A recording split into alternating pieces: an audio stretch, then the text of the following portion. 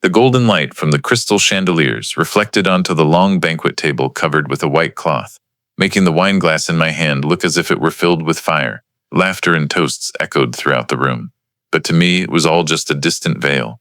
Tonight was Daniel's birthday, my son. He stood in the center of the hall, his tailored suit hugging his frame, Emily clinging to his arm, her face glowing as if she held the entire world in her grasp. I sat at the far end of the table, silent as an outsider, with only the empty glass in my hand as my companion. Then the moment everyone had been waiting for arrived. The lights focused, confetti burst. Emily yanked off the red cover to reveal a gleaming BMW, a giant red bow shining under the camera flashes. Cheers erupted, guests rushed forward, phones snapping furiously. Daniel, with a proud stance, handed the keys to Richard Kane, his father-in-law. Richard embraced his son-in-law, his mouth overflowing with thanks, his eyes gleaming with a fake joy I could never mistake. I sat there, my hands stiffening on my thighs. No one noticed me. I was just a faint shadow in the celebration centered around my own son. A moment later, Emily walked toward me, her heels clicking on the floor as if emphasizing the divide. She placed a thin envelope in my hand. I opened it. $2 bills. One was a worn-out 1976 note, its edges frayed. "You like collecting old money, don't you?" Emily said softly, a half-smile flickering on her lips. Daniel gave an awkward laugh, avoiding my eyes. Not a single laugh in the room was for me, but inside I heard something shatter. I stayed silent. The sounds around me echoed distantly, only the two thin bills in my hand weighing like boulders. A joke, a slap disguised as a gift. I remember my hand trembling as I slipped the envelope into my coat pocket. As I bent to pick up my jacket, my eyes caught a business card near the trash can. The logo of a BMW dealership was clear, with the name of a finance officer tied to a contract. I picked it up, tucked it away. I didn't know why my heart was pounding so hard then, but I knew something was wrong. The party went on. Music, laughter, clinking glasses, but I had already left. No goodbyes, no one holding me back. The clock neared 2 in the morning as I sat in my old car in the parking lot. My phone lit up, flashing Daniel's name. I stared for a long time, then blocked it. Emily, Richard, their numbers kept appearing and vanishing, one by one, as if they'd never existed. Outside, the city slept, leaving just me and the endless night road. The $2 bills in my coat pocket pressed against my chest, cold as metal. I took a deep breath, started the car, and whispered to myself, "From tonight, everything has changed." They thought they could buy my dignity with a shiny BMW for an outsider and 2 tattered bills for their own father. They were wrong. I'll make them understand the cost of their contempt. I drove through empty streets, the dim yellow streetlights casting shadows on the cold, wet pavement, streaks of light stretching and breaking under my tires. In my chest, the 2 bills lay still, a cruel reminder. I returned to my small rented apartment in the Oak Ridge suburbs, turned on the dim yellow light, hung my coat, and sat at the creaky wooden table where I usually tracked expenses. Tonight, instead of utility bills, I opened an old leather-bound notebook. I called it my moral ledger, not for tallying money, but for marking the moments I gave up pieces of myself for my son. I flipped through its pages, my own scrawled handwriting from years past. The first page, ink smudged from dampness. 2002, sold the '89 Ford F-150 to pay Daniel's final high school tuition. That truck once carried us fishing, now just a memory. I remember that day clearly. Daniel hugged me from behind, promising, "Someday I'll buy you a better one." I smiled, trusting an 18-year-old's words. 20 years later, that promise never came true. The next page read, 2005, work accident, broken shoulder, 3 months off. Still sent $1,500 monthly for Daniel's dorm and college books. I recall the hospital's antiseptic smell, my right arm in a sling, signing checks with a trembling left hand. The slanted handwriting in the ledger was proof of those sleepless nights. Then, 2010, Daniel dropped med school plans for tech. Said he needed $25,000 to start a business. I drained the joint savings with his mother, handed it over without hesitation. That night, Margaret cried but stayed silent, wiping her tears, believing our son would succeed. I kept his email.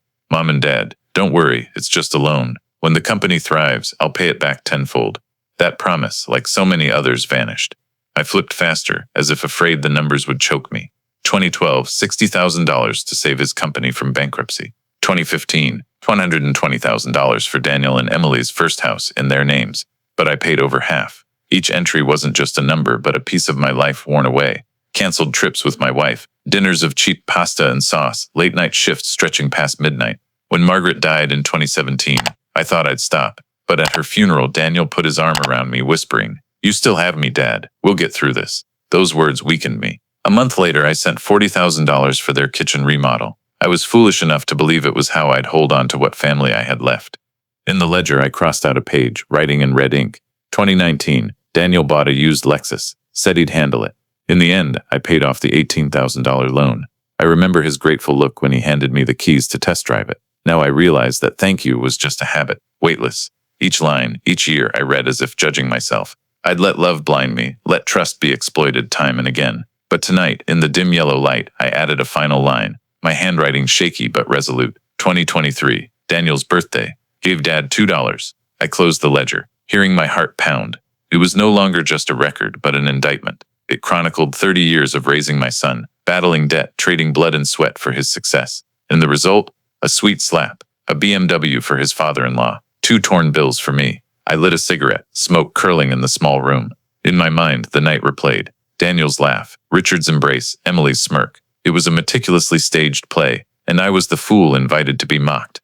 I opened a drawer, pulling out old documents, tuition receipts, bank papers, faded photos. I arranged them in a wooden box beside the ledger. That box, to me, was now an arsenal. Not knives, not guns, but evidence. Every line, every number, every betrayed promise. Outside, dawn was breaking. The clock ticked past 5, pale light slipping through the blinds. I sat, staring into the void, whispering to Margaret, "Rest easy. I won't let them disrespect us again." I closed the moral ledger, placed the wooden box on the table, the cold numbers of 30 years' sacrifice echoing in my mind. But the numbers were never what hurt most. What truly tore me apart was how Emily, Daniel's chosen wife, slashed invisible knives into our already fragile father-son bond. I still clearly remember the day Daniel brought Emily to meet me, his smile strained, his eyes seeking my approval. Emily stepped into my old Oak Ridge house, scanned it, and said lightly but cuttingly, "This place really smells like the past." I forced a laugh, while Daniel looked down. From that moment, I knew I'd lost my son to a woman who wielded contempt wrapped in perfection. In the years that followed, Daniel grew quieter, more cautious around Emily. If I mentioned the past, fishing trips at Rockwell Lake, or nights fixing an old radio together, Emily would cut in with a sharp, "Dad, old stories. People don't live on memories anymore." Daniel sat silently, letting our shared moments be strangled. I slowly realized every decision he made, buying a house, a car, choosing schools for their kids, bore Emily's mark. He stopped asking my opinion.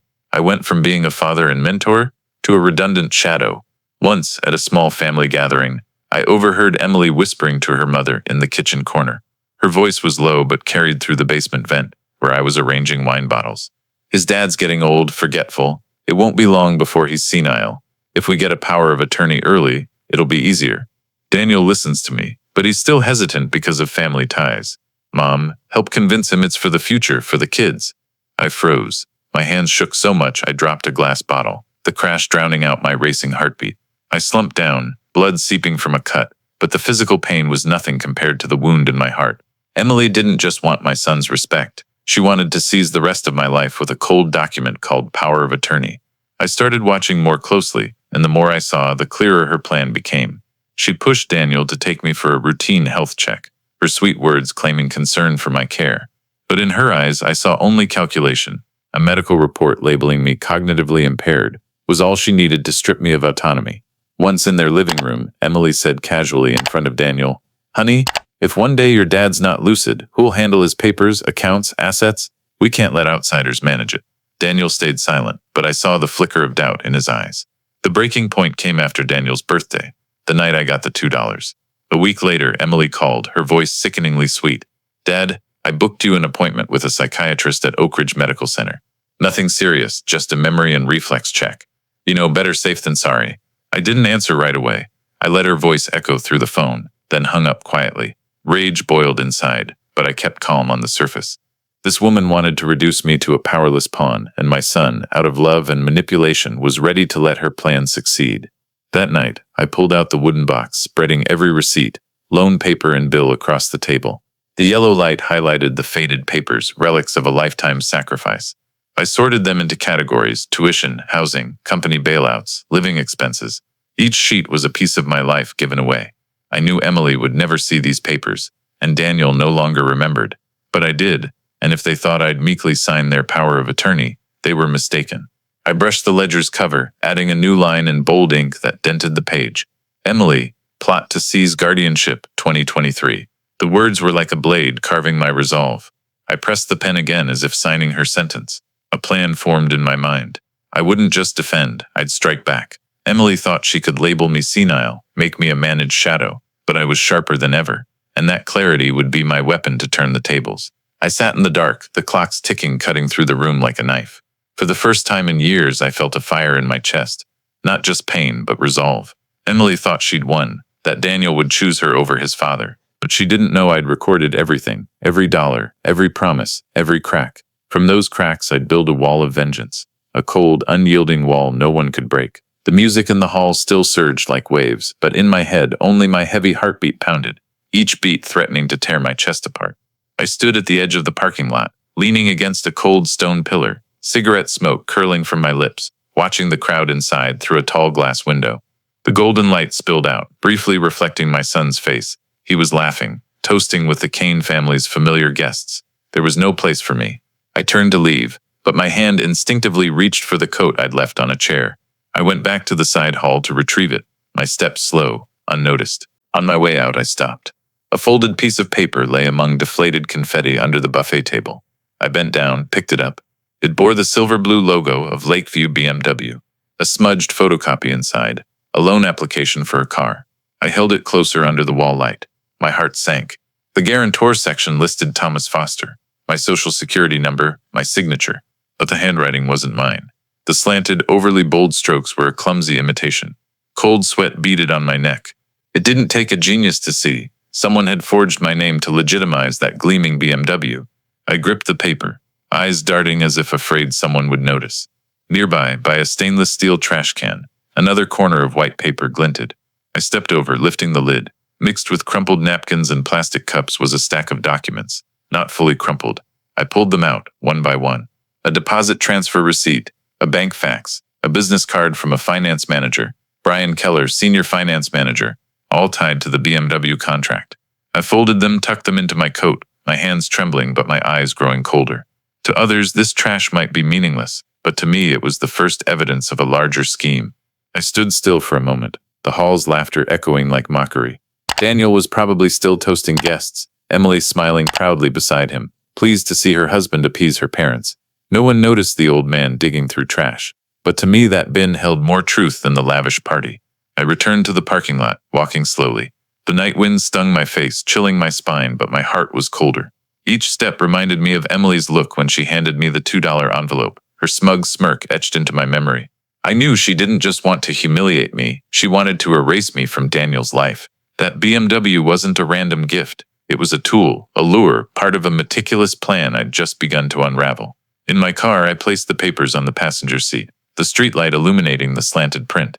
I snapped photos of each page with my phone, careful as if preserving evidence for a future trial. I realized Emily wasn't just after financial control through a power of attorney. She'd dragged Daniel into shady deals. They dared use my name as a guarantor for a luxury car gifted to her father, as if my life was just a stamp to validate their greed. The dashboard clock ticked past 1:45. A text from Daniel lit up. "Dad, you home yet? Why'd you leave like that?" I stared, then deleted it. Another from Emily. "Dad, you need to respect your grown son's decisions." I blocked her too. The phone buzzed relentlessly, notifications flashing and fading. I covered the screen, letting it sink into darkness. In that silence I exhaled, feeling truly light for the first time. No more wrestling, no more hoping my son would turn back. Instead, a cold clarity. I had a lead, and I'd follow the thread from that BMW to their entire scheme. I started the car, the engine's low hum filling the empty lot. Driving back to my small rented apartment, the streetlights receded behind me. I felt like a ghost leaving a dazzling but rotten world, returning to silence where I could observe, remember, and prepare. At home, I spread the scavenged papers on the table beside the moral ledger. The yellow light highlighted the forged signatures, loan figures, faint bank stamps. I flipped to the ledger's last page, under the red-inked Emily, plot to seize guardianship, 2023, and added, BMW, forged contract, November 2023. The bold strokes dented the next page. I sat there long, hand on the leather cover, the clock ticking steadily. Outside, the city lay hushed, only the wind whistling through the window crack. I closed my eyes, whispering to myself, $2 is what they think I'm worth, but with a few torn papers from the trash, I hold their true value. And I knew, this was just the beginning. The clock ticked past 2, the room steeped in the thick silence only late nights bring. I sat motionless before the papers spread on the table, eyes fixed on the scrawled forgery, the dry numbers of the BMW contract. Each detail was a sharp knife, stabbing slowly, not killing me outright, but making it clear. If I stayed silent, I'd become complicit. Outside, wind hissed through the window. Icy, but my heart was colder. I stood, put on my coat, stuffed the documents and moral ledger into the wooden box, and locked it tight. The keys jingled in my hand like the sound of fate's handcuffs. Not for me, but for those who disrespected me. I stepped outside. The dark hallway empty. Streetlights cast pale yellow light on the path, stretching my gaunt shadow across the cold concrete. In the car, my phone buzzed again, relentlessly. Daniel's missed calls piled up, texts flooding in. Dad, I'm sorry if we upset you, but don't leave like that. Emily didn't mean it, can we talk later? Dad, just hear me out once. I ignored them, each notification appearing and vanishing, until the screen went black. My finger tapped the block icon. A simple act, but to me it was the death sentence for our father-son bond. In an instant, all contact was severed. No way back. The tires rolled slowly out of the lot. Oak Ridge's night streets silent. Neon bar signs cast weary light on the sidewalks, a few drunks staggering. I drove through as if passing through a world I no longer belonged to. The highway stretched ahead, flanked by silent lampposts like mute witnesses. In my mind, the BMW still gleamed, its red bow mocking me. But then I thought of the crumpled $2 in my coat, and that humiliation became a fire melting all hesitation. I remembered Margaret, her calloused hands working late shifts to save for Daniel. The nights we discussed paying his tuition, all reduced to the number 2 in an envelope. I clenched my teeth, whispering, "They think I'm worth $2. Fine, I'll make those $2 the price of their entire lives." Back at my small apartment, I pulled the wooden box from the passenger seat, set it on the table. I opened the moral ledger, adding a final line. 2 a.m., blocked all contact, vow legal revenge. The scrawl was bold, ink bleeding through 3 pages. I stared at it long, then closed the book. It's not about revenge with knives or violence. I don't need to scream in their faces about how much pain I'm in. I'll use what they fear most, the law, the truth, and the light. I'll expose every one of Emily's deceitful tricks, every forged contract, every dirty number. I'll reclaim not just my dignity, but the justice they think an old man like me can't hold. The wall clock ticks steadily. Each tick-tock sounds like a reminder that time is on my side. I'm old, but never senile. I'm tired, but never surrendered. They think they can erase me from Daniel's life with the power of attorney. They'll soon learn that the name Thomas Foster isn't easily crossed out. I close the window, sit down, and pour a glass of old whiskey, the last of it. The brown liquid swirls, bitter on my tongue but sweet in my heart. Tonight I've cut the final thread tying me to their lies. From this moment, I'm no longer the weak old father led along. I'm a man preparing for his final battle. A bloodless war, but one that will leave scars that never fade on those who betrayed me. Outside, dawn begins to break. I sit watching the first light slip through the blinds, illuminating the wooden box on the table. And I know tomorrow, the plan begins. Dawn rises slowly, the pale November light filtering through the blind slats like thin blades. I sit there, eyes bloodshot after a sleepless night, hand resting on the wooden box like it's the grip of a gun. Last night I made a vow. Now it's time to start. Every war needs defense before attack. And my defense is to lock, shut, block, sealing every path so Emily and Daniel can't touch what's mine. I pull out my laptop, logging into my first credit account. The keyboard clacks, each keystroke like a hammer on the coffin of old trust. I request a credit freeze with all 3 major bureaus, Experian, TransUnion, Equifax. The screen confirms. No one can open new accounts in your name without lifting the freeze. I lean back, exhaling. One door closed. Next, the bank. I call the hotline, my voice hoarse but firm. I need to report potential signature forgery and request copies of all related records. The agent responds politely, but I hear their hesitation when they mention a recent loan. I press, my voice cold as steel. I never signed any contract with Lakeview BMW. Someone forged my name. Send the copies now. The printer in my room whirs, spitting out a page with the forged signature I saw in the trash. Looking at it, I feel both nauseated and clear-headed. A clumsy signature, but enough to fool the bank. To be safe, I file an identity theft report with the FTC. The endless forms, each box filled with cold patience. They'll send me a case number, a first legal shield. I know this game isn't quick, but I have time. Emily thinks I'm old, confused. She doesn't know I spent 30 years on construction sites where every day was a survival equation. I know patience. Once my own affairs are secured, I turn to the places they've drained. I cancel all auto payments I foolishly kept for Daniel, his phone bill, health insurance, even the preschool fees for his kid. The screen prompts, "Are you sure you want to stop automatic payments?" I click yes without hesitation. A flood of confirmation emails fills my inbox. I sit, reading each one, feeling like I'm severing the arteries tying me to their fabricated life. Around noon, my phone buzzes. An unfamiliar number, but I recognize the voice instantly. A manager from the BMW dealership. Mr. Foster, about the guarantor file. We noticed some inconsistencies with the signature. It's possible, Mr. Richard Kane. I cut in. Stop. Send all related information to my lawyer. I won't discuss further. Silence for a few seconds, then a stammered agreement. I hang up, my hand trembling slightly. One sentence, but I know I've planted fear in them. That afternoon, I take my documents to Ava Grant's law office, a friend Margaret once introduced. The small room is lined with degrees. Ava listens as I spread the papers on her desk. The forged contract, the business card, the photos from the trash. I recount every detail, from the gleaming BMW to the $2 envelope. Ava sits quietly, tapping her pen on a notepad. You did the right thing. Freezing credit, reporting to the FTC, keeping records. Next step is to build a dedicated file, call it the fraud file. I nod. We start organizing everything into categories: bank, dealership, emails, texts, all pieces of a larger puzzle. Leaving her office, I feel an unusual relief. In my hand is a thick blue folder, labeled boldly, Fraud File, Thomas Foster. To outsiders, it's just a file. To me, it's a weapon, a shield, and a sword ready to strike back. That evening, Daniel calls repeatedly from different numbers. I block them all.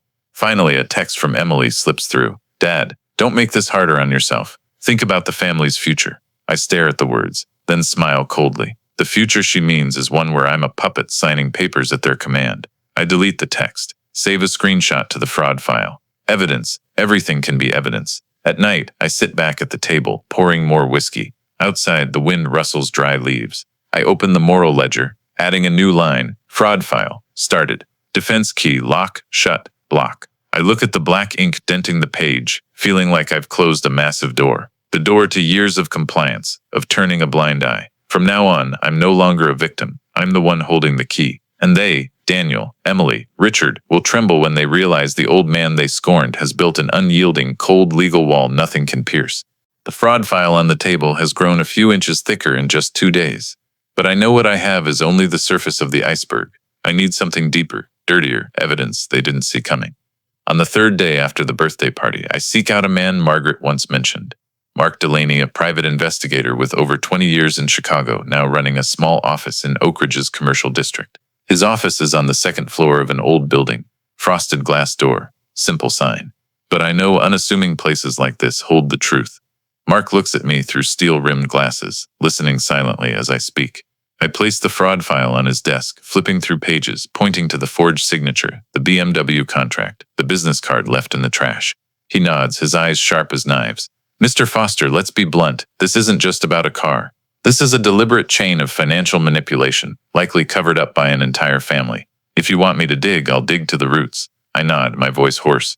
Rip the Kane household open for me. I want everything they're hiding. We sign a simple contract. I pay a modest retainer, small compared to what I've lost.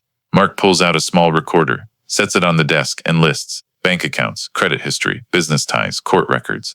With a few old contacts, I'll have results in a week, he says. I leave, feeling like I've hired a loyal bloodhound, ready to track the scent of blood. 5 days later, Mark calls. His voice is curt but urgent. You should come to the office now. I have something for you to see. I arrive to find his desk covered with printouts, bank statements, credit reports, surveillance photos, all centered on Richard Kane, Daniel's father-in-law. Mark points to a list. Richard's drowning in gambling debt. 4 high-interest loans in 2 years, totaling nearly $180,000. Some Chicago creditors are closing in. He's used property as collateral, but still can't pay. I clench my fists. So the BMW wasn't a generous gift, but a hollow show, masking the rot within. Then Emily. Mark sets down a thick file. She spends beyond her means. Revolving credit card debt, but always propped up by loans in Daniel's name. She's tied to fake investment schemes, all losses, yet she paints them to Daniel as profitable. I read each line, blood boiling. So Emily isn't just a psychological manipulator. She's a leech draining my son to maintain her family's wealthy facade.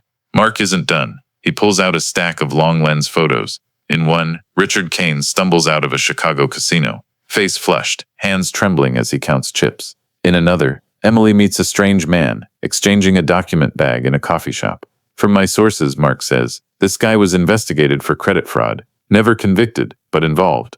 Emily met him at least 3 times this month. I swallow hard. The pieces are clear. The Kanes aren't just greedy, they're dangerous, ready to drag Daniel into the mud to save themselves. Mark's final blow leaves me stunned. He places an internal accounting report, obtained through a source, showing a transfer from Daniel's company, FosterTech, to an account controlled by Richard, vaguely labeled consulting fees. The amount? $75,000. I stare at the number, feeling my heart bleed dry. Daniel let the company I helped build become an ATM for the Kanes. I sit silently for a long time, saying nothing.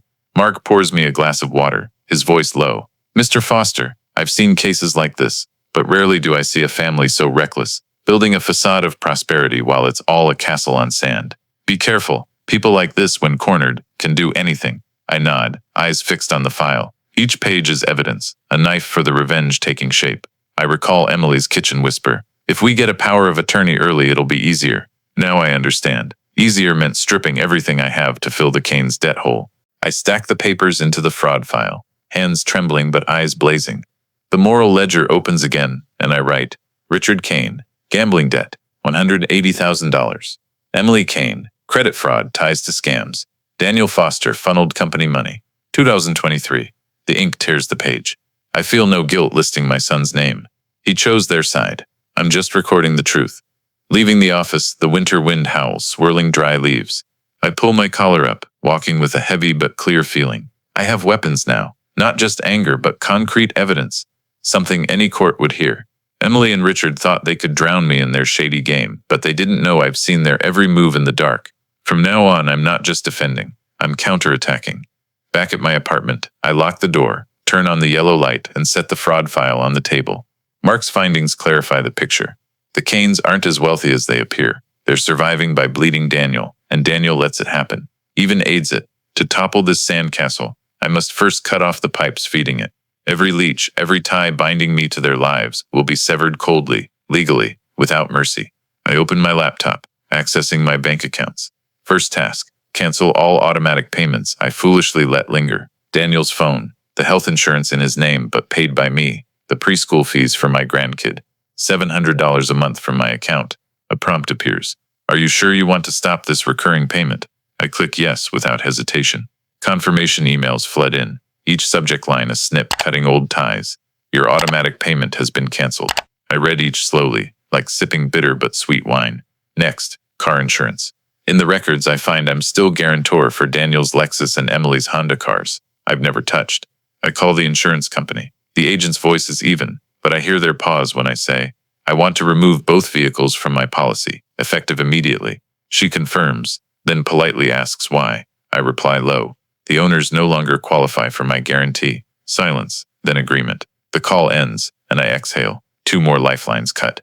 That night, I review my credit accounts. Emily was an authorized user on 2 of my cards, something I forgot years ago, thinking a new woman in the family needed a safety net. I open the card management page, drag the cursor to remove authorized user. A dialog pops up. This action cannot be undone. Are you sure? I stare, then click confirm. Instantly, Emily Kane's name vanishes from the list. I smile, a cold, thin smile like a blade's edge. Near midnight, my phone rings. Not Daniel's number, but Emily's. I let it ring, the screen flashing like a distress signal. Then texts flood in. Dad, there's an issue. The card isn't working. The bank says it's blocked. Can you check? I don't reply. Instead, I screenshot, print, and pin it to the fraud file. Evidence of their first panic. The next morning, I call the BMW dealership. The finance manager's voice trembles when I give my name. Mr. Foster, we were about to contact you. The guarantor file has some irregularities. Could you come in to clarify?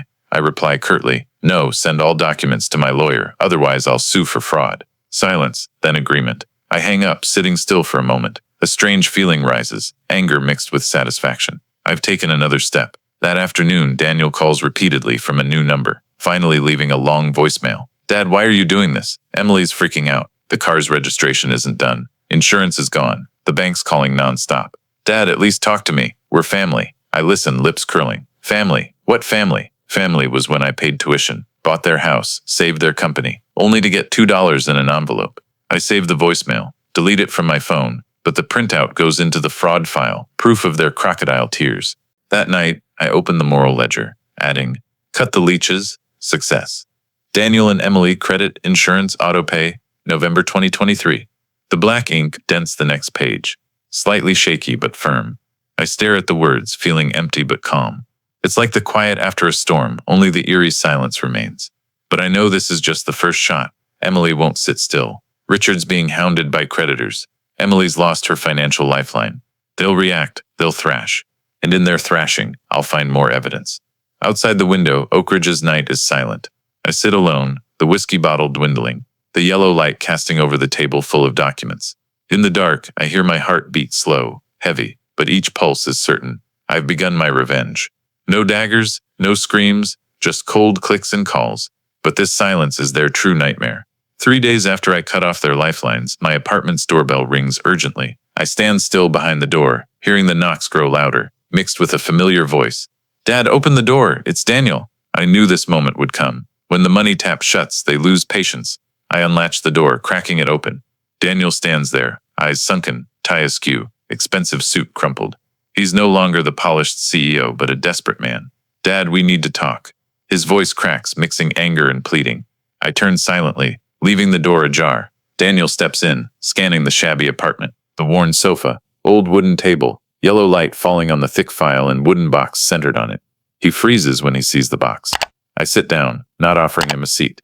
Daniel hesitates, then pulls up a chair across from me, his hands clenched tightly. "Dad, why? Why cut the insurance? The cards, everything. Emily's going crazy. The bank keeps calling. Are you trying to tear this family apart?" I don't answer. I just place my hand on the wooden box, opening it.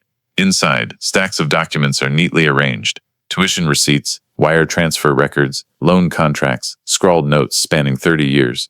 I pull out a thin file, setting it in front of him. 2002, college tuition, $52,000. These are the checks I signed. 2005, you wanted to start a tech business, $25,000, taken from your mother and my joint savings. 2015, bought you and Emily a house, $120,000. I'm not making this up. These are originals. My voice is steady, neither loud nor soft, but each word cuts like a knife. Daniel stares at the papers, his face paling. He picks up a sheet, his hands trembling. I continue, pulling another file. "Here's $40,000 for your kitchen remodel after your mother died. Here's Emily's credit card debt payoff, $15,000. Here's your old Lexus, $18,000. Here's insurance, phone bills, small expenses stretching over 10 years. Did you think it all fell from the sky?" He bites his lip, trying to speak. "Dad, I know you've helped a lot, but..." I cut him off, looking straight into his eyes for the first time. "No, you don't know. If you did, you wouldn't have handed me a $2 envelope on the day you gave your father-in-law a BMW. If you did, you wouldn't have let Emily humiliate me in front of everyone. You wouldn't have stayed silent." My voice lowers, but my gaze is icy, making Daniel look down. In that moment, I pull something else from the box, a small recording pen, placing it gently on the table. Daniel blinks, confused. I press play. The sound fills the room, Daniel's voice from the party, thinking no one could hear. She said give him $2 to remind him of his place. His cold tone lands like a hammer in the silent room. Daniel's face drains, his hands dropping limp. He knows he's confessed. "Dad, he stammers, searching for words. I stop the recorder, putting it back in the box. "Do you know what this is?" "Evidence, along with the forged BMW contract, along with the Kane's debts, all in the fraud file. You thought I was old, senile, but you just gave me another piece of the puzzle." Daniel breathes heavily, leaning forward. "Dad, I didn't mean to hurt you. Emily, I interrupt, my voice like steel. "You chose your wife over your father? That was your choice. I have nothing left to lose, but you still have your reputation, your company, your freedom. And if you don't understand that, the courts will remind you." He buries his face in his hands, trembling. For a moment, I see the shadow of the little boy who used to run to me on the soccer field, hugging me after a goal.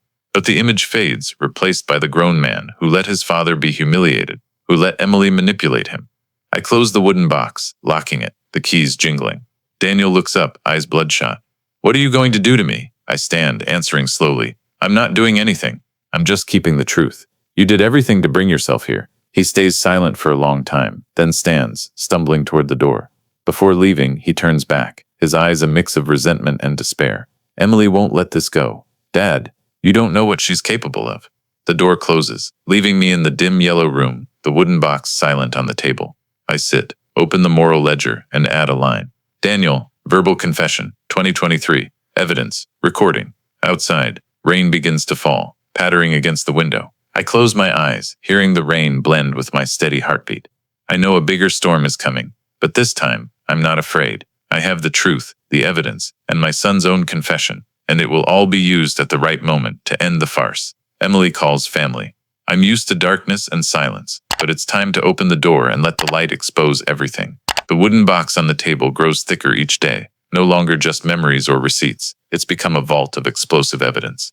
I know I alone can't make Emily and Richard kneel. I need public opinion, the sharpest sword to cut through the glossy facade they've built for years. One morning I meet Ava Grant, my lawyer handling the fraud file, at a quiet cafe in central Oak Ridge. I place before her the casino photos, bank statements, and the recording of Daniel's words. Ava flips through, her face cold as steel. What do you want me to do with this? She asks. I reply curtly, let the public know. Ava thinks for a moment, then nods. I know a reporter at the Oak Ridge Chronicle. If we provide everything with legal backing, the story will hit like a bomb. 3 days later, the weekend edition of the local paper runs a bold front-page headline. The Kane family, wealthy or a castle on sand. The article lays bare every detail. Richard's $180,000 gambling debt, Emily's losses in fake investments, and the shady transfer from FosterTech to a Kane-controlled account. The numbers, photos of Richard at the casino, and email excerpts are clearly presented. At the end, the reporter asks, who forged Thomas Foster's signature to guarantee a brand new BMW? The story spreads like wildfire in a dry wind. Within hours, Oak Ridge's social media is ablaze with comments, many of Daniel's former business associates turning away. My phone buzzes nonstop, not from Daniel or Emily, but from old friends, neighbors, Margaret's colleagues. Their messages read, we had no idea you went through this. She'd be proud you stood up. I read each one, not replying, just saving them all. That same day, FosterTech faces its first storm. A major investor pulls out, issuing a press release citing concerns over financial transparency. Partners cancel contracts. Emails flood the company inbox. I know Daniel's sitting in his office, sweating, while Emily frantically makes calls to contain the damage. But public opinion can't be contained. Once trust collapses, everything else is ash. That night, I get an anonymous text from a new number. You just destroyed your son. You'll pay for this. I stare at the screen, smiling coldly. I print the message, pinning it to the fraud file. More evidence of their desperation. Daniel comes to me the next day. No more pounding on the door. He stands outside, shoulders slumped, eyes sunken. Dad, why did you do it? The article. I've lost everything. Clients are leaving. Friends are turning away. She's losing it. I stand by the door, not inviting him in. I didn't do it. The truth did. I meet his eyes, seeing a punished child. But I feel no remorse. His voice cracks. Dad, you can stop this. Let it die down. I cut him off. You let your mother die alone. Let me take a $2 envelope while you showed off for your father-in-law. I'm not stopping. From now on, everything comes to light. And light doesn't apologize to darkness. Daniel says no more, just lowers his head and leaves. The door closes, leaving the heavy scent of rain in the hallway. That night, I open the Moral Ledger and write 2023, Exposed, Chronicle article, Kane family unmasked. The strokes are bold, ink bleeding through 2 pages. I stare at the words, feeling like I've driven another nail into the coffin. Emily and Richard built for themselves. Outside, the public buzz continues. I know Emily won't give up. She'll fight back, try to paint me as a senile old man, but this time, I'm ready. The fraud file grows daily, and I, Thomas Foster, will never return to the role of a suffering father. I'm the prosecutor of my own family, and public opinion is my jury. The verdict is coming, and I'll hold the gavel. I know Emily won't stay quiet. The article exposed the Kane's fake wealth, but she has one last card, painting me as incompetent, forcing a court to grant Daniel guardianship. A forged power of attorney, POA, is all Emily needs to strip my last shred of autonomy. But I'm no longer a clueless old man. I've set my own trap. Ava Grant sits across from me in her small office, walls lined with files. She slides a stack of papers toward me. This is the draft POA they sent via email for the bank to verify. The signature clearly isn't yours, but they thought it'd pass. I told the bank we might consider it if Emily and Richard bring the original in person. Ava pauses, eyeing me closely. Want to set a trap? I nod. Let them tie their own noose. The plan is meticulous. The bank will pretend to accept but demand the original, and my presence as the guarantor. In reality, the transaction room is rigged with hidden cameras and 2 security guards ready to step in. I just sit behind one-way glass watching the farce unfold. 3 days later, as predicted, Emily and Richard show up. I watch through the glass. Emily in a leather coat, hair neatly pinned, her face still holding that fake pride. Richard follows, forehead beaded with sweat, eyes darting. In Emily's hand is an ivory-colored file, neatly folded, the forged POA. They sit before the bank teller. Emily slides the file forward, her voice firm. We want to activate this today. My father-in-law is no longer competent and needs asset management. Richard nods, hands trembling. I see the eagerness in their eyes, as if everything's perfectly arranged. The teller flips through the papers, pretending to inspect. I understand, but per policy we need confirmation from Mr. Thomas Foster. Will he be coming? Emily smirks. He's no longer capable of deciding. We have a medical certificate. She pulls out another sheet, a forged psychiatric evaluation. I knew it was coming. The teller nods, then presses a call button. At that moment, 2 security guards enter. Emily startles. Richard pales. The teller speaks slowly. I'm sorry, but these documents show signs of forgery. We must retain them for investigation. Please remain seated. Emily jumps up, her voice shrill. You have no right. This is a family matter. Richard stammers. It's probably a mistake, but their words are cut off as security demands their IDs, while cameras capture every move. From behind the glass, I watch. Calm. Emily glances around, seeking an escape, unaware she's walked into her own noose. Minutes later, police enter. An officer steps forward, collecting the papers, voice cold. You're being detained for investigation into document forgery and attempted asset theft.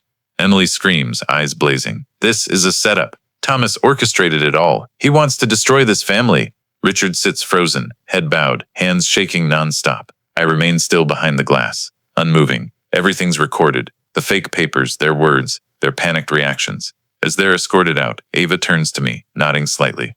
The trap's sprung. No way out for them now. I close my eyes, exhaling long. There's no joy, just cold certainty. Justice is in motion. That evening, Daniel shows up at my apartment. He stands at the threshold, face pale, eyes bloodshot. Dad, I just left the station. Emily's detained. Richard too. Was it you? His voice trembles.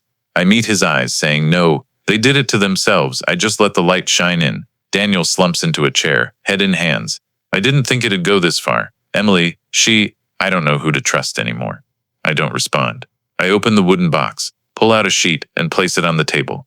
You should know, it's all in the fraud file, and no excuse will matter when the truth is recorded. Daniel looks at the paper, lips trembling. For the first time, he's not the confident man in a suit, but a lost child.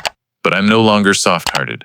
This war has no room for mercy. Night falls, and I add to the moral ledger. Emily and Richard, forged POA, caught red-handed, 2023. The strokes are thick, black ink denting deep. I sit staring at the words, knowing each step pushes them closer to the abyss. And this time, no hand will pull them up.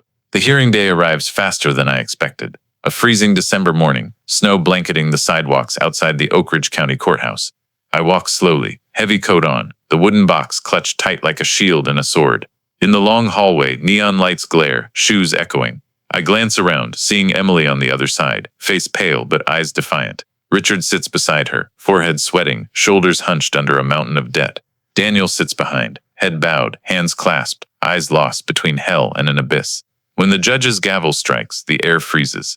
Ava Grant stands beside me, her voice clear and sharp. Your Honor, we have ample evidence proving that my client, Mr. Thomas Foster, was subjected to forged signatures, a fraudulent power of attorney, and attempted asset theft by his daughter-in-law and her father. Emily leaps up, shouting, He's old, not competent. I was just protecting this family. The judge snaps. Sit down, you'll have your chance to speak. The courtroom murmurs. I sit still, hand on the wooden box, feeling my heartbeat slow and steady, like a drum signaling the final act of a long play. Ava begins presenting evidence. First, the BMW contract with the forged signature. A projector displays a magnified scan, then my real signature on bank documents. The difference is obvious to the room. Next, bank statements showing the $75,000 transfer from Daniel's company to Richard's account. Then photos of Richard at the casino, counting chips or leaving with a loser's face. The courtroom gasps. Richard bows his head, lips trembling. But the strongest blow is yet to come. Ava takes the small recorder from the box, placing it on the table. She presses play. Daniel's voice fills the room, undeniable. She said give him $2 to remind him of his place. Murmurs erupt across the courtroom. Daniel pales, looking up at me, eyes desperate. I don't respond.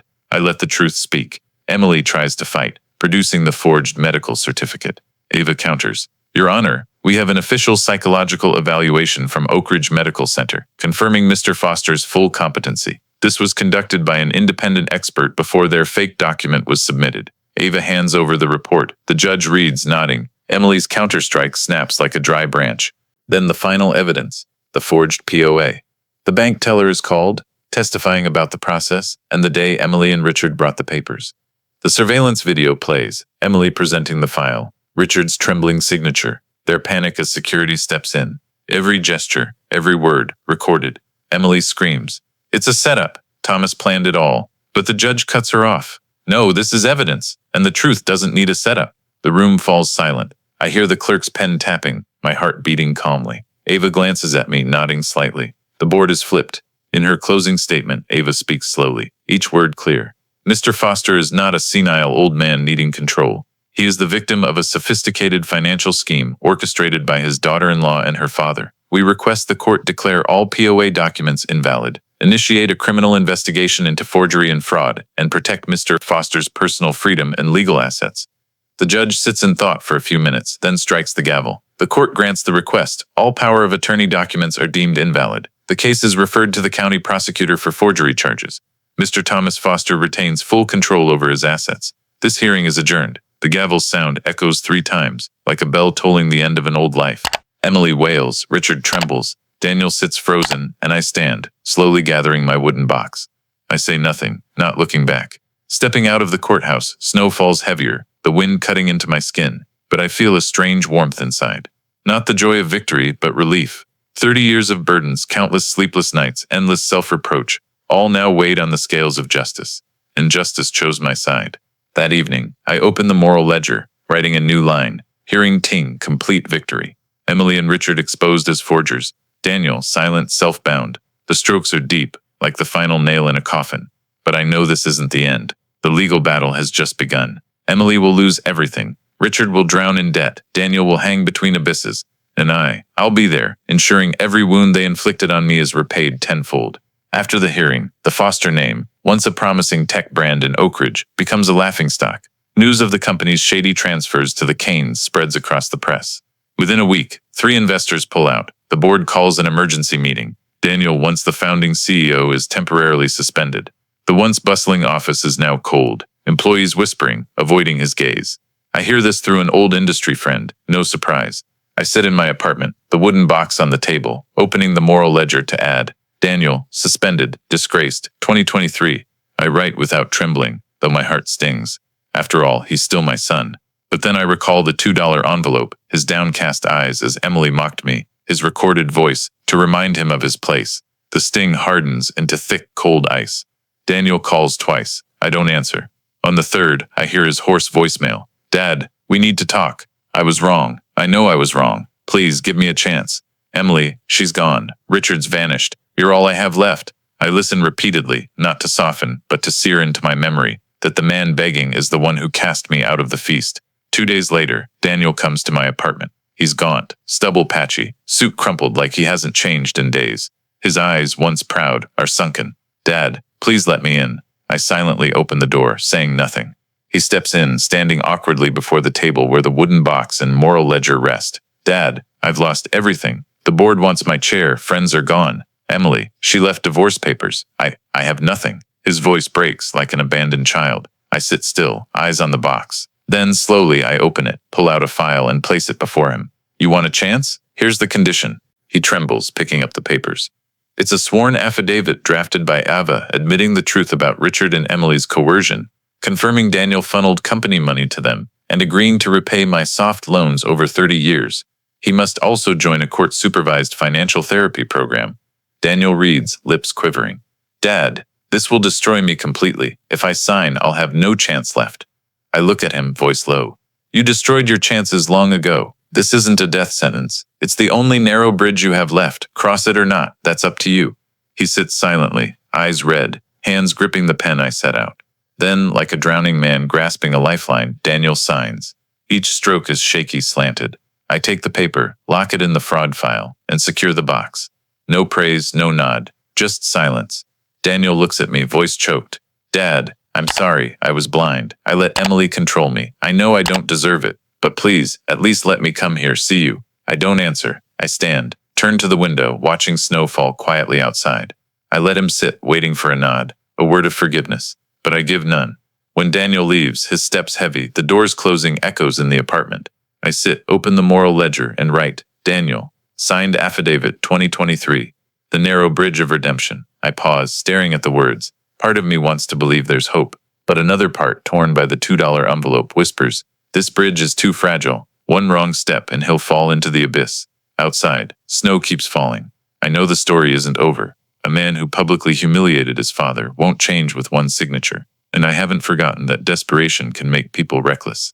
Days after Daniel signs the affidavit, my apartment falls into a strange silence. No more frantic calls, no cursing or pleading texts, no more urgent knocks from my son. I wake each morning to the familiar tick of the wall clock, brew strong black coffee, and sit by the window watching snow blanket the courtyard. For the first time in years, I breathe without expecting a knife in my back.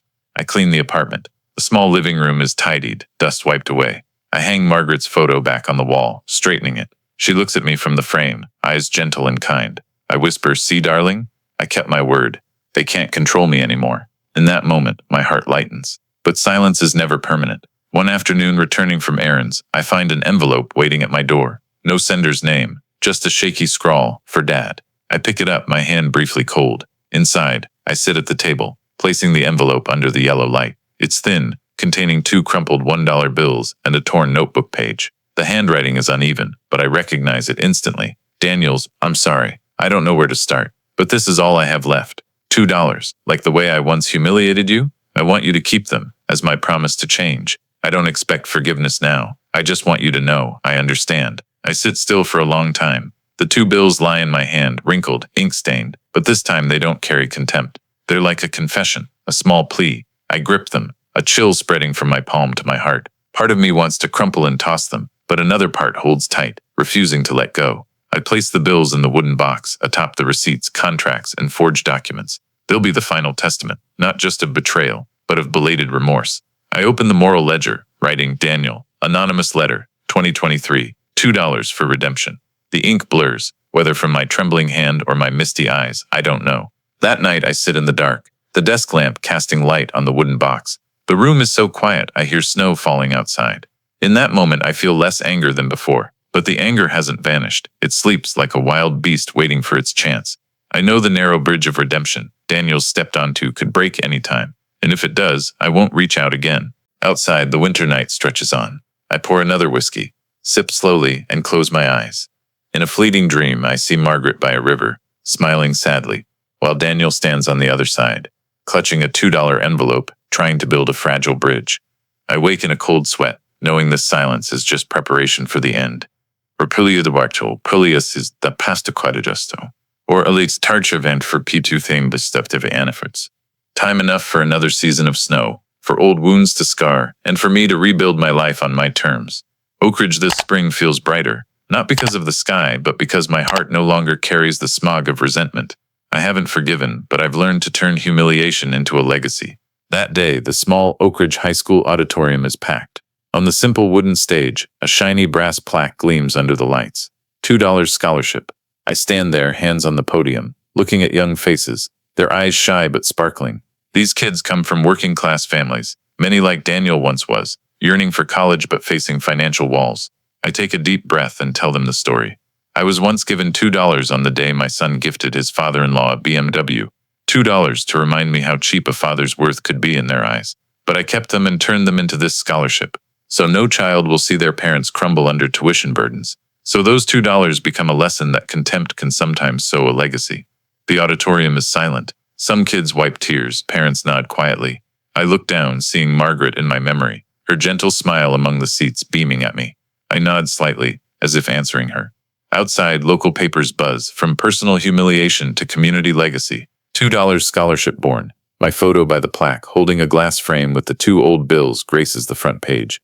The article stresses, the scholarship fund is built entirely from my legal assets, not a cent from the Kanes or FosterTech.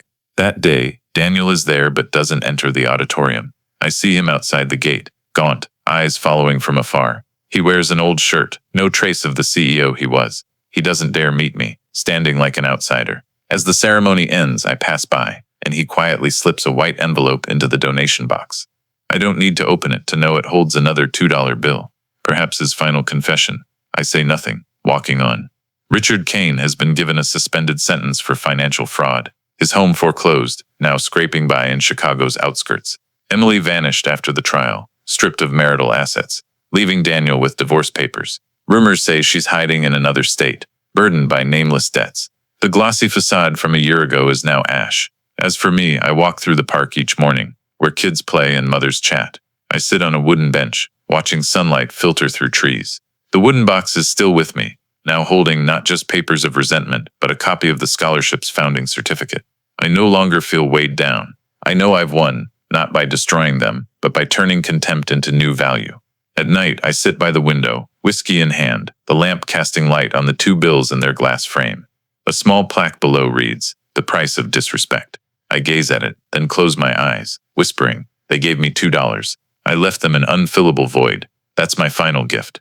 In the quiet room, I hear the wind whistle outside, no longer threatening, but like a lullaby.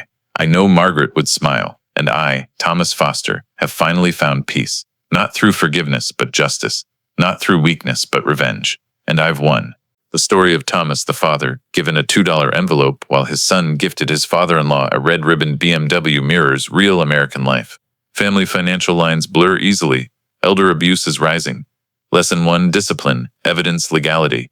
Thomas kept a moral ledger, saved 30 years of receipts, recorded an insulting remark. When humiliated, he followed procedure, froze credit with Experian, TransUnion, Equifax, reported identity theft to the FTC, worked with lawyer Ava to build a fraud file. Next lesson: be proactive with POA. Only sign with safeguards, suspect forgery, coordinate with banks, like the film Trap catching Emily and Richard. Third lesson: transparency in business. Daniel paid for using FosterTech funds to gift his in-laws. Emily's prenup and the Oak Ridge Chronicle article remind that in America, boards, audits, and press have teeth. Another lesson: maintain dignity and mental health. Thomas proactively got a cognitive evaluation, stayed calm in court, and won. Finally, turn pain into community value. The $2 scholarship transformed humiliation into educational opportunity for working-class kids. In Thomas's shoes, set boundaries with grown children and in-laws, make support contractual, check statements monthly, draft a clear will, and only trust the vetted. Legal revenge isn't for gloating. It restores order. $2 is no longer a father's worth, but a lesson for the whole family. Hit subscribe to not miss gripping, chilling family revenge stories like this. Thanks for watching. See you in the next video, where truth and justice shine again.